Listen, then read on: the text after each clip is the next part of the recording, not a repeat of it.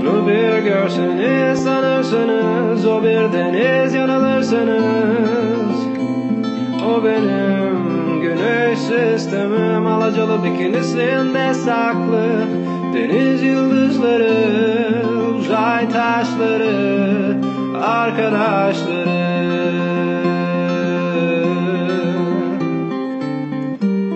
Ölü denizciler, kayıp galaksiler,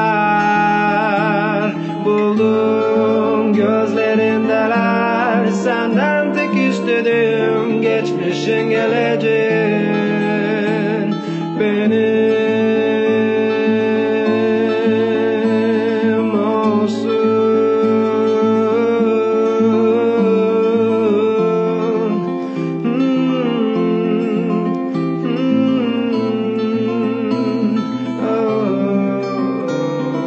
Yaz gelirken karışır böyle şeyler, neşeyle endişeler ayak bastı. Her yerdeler, üzerimden gemiler geçer, kaldırma kuvvetimdekiler. Burası benim krallığım.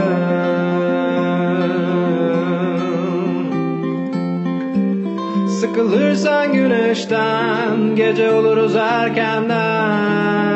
Sen istersen,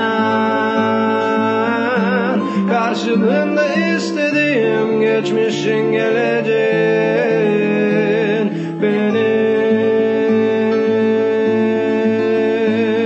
olsun.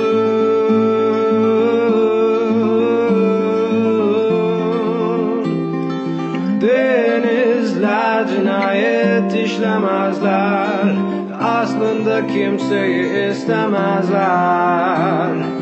Değiştirdi beni bu garip astronomi.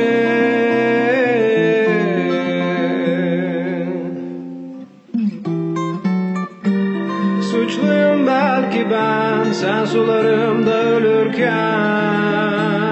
Güldüm keyfimden, her zaman istediğimle, geçmişin geleceğinle.